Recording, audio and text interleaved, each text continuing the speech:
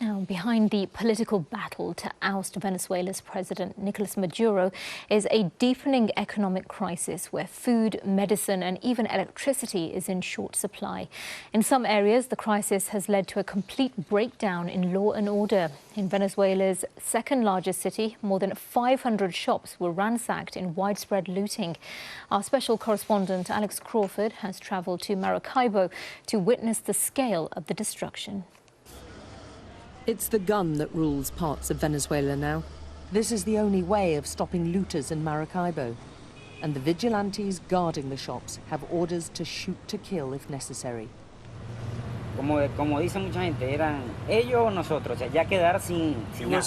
It was them or us. We'd be left with nothing if we didn't take action. I think anybody in our situation would have done the same. We had to protect ourselves and our future. After days of power cuts, Maracaibo descended into anarchy. It was a free-for-all. After years of deprivation, the people decided to help themselves. In this previously unseen footage obtained by Sky News, there is panic and chaos on the streets. The few police around struggle to control the masses. Law and order has broken down.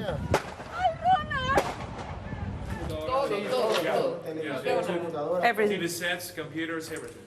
The looters took everything, rampaging through this hotel and more than 500 other stores and businesses.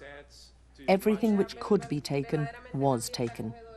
They hacked through the ceilings to rip out the copper wiring, and every fixture and fitting was stolen.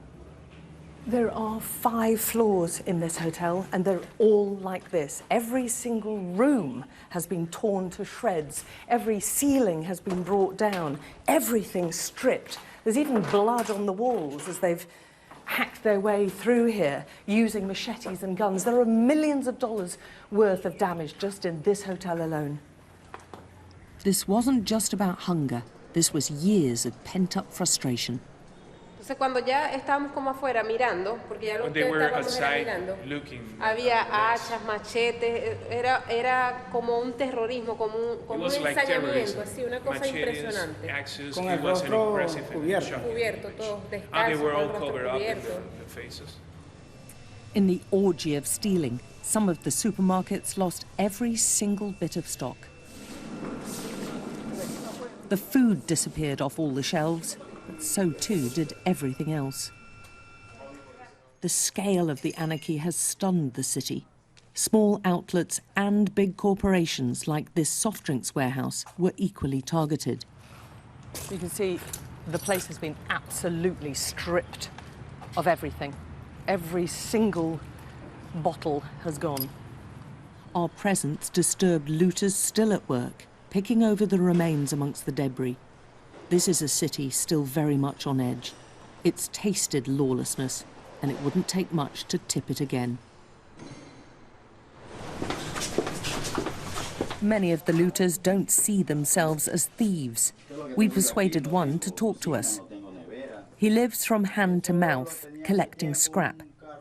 He joined the throng of looters, but was stopped by a policeman who fired at him as he ran away, then grabbed all the loot for himself. He showed us his injuries, caused by shotgun pellets. He can't afford the medicine to treat the wound. All my life I've felt honest, but in this situation, I felt obliged to loot along with my neighbours. But what can I do? This was all computers. But this was also about wanton destruction. This was an electronics store and cafe, now reduced to ashes. Once plundered, the looters set fire to it. A show of sheer anger in the country's second city, which overwhelmed the security forces of the Nicolas Maduro regime.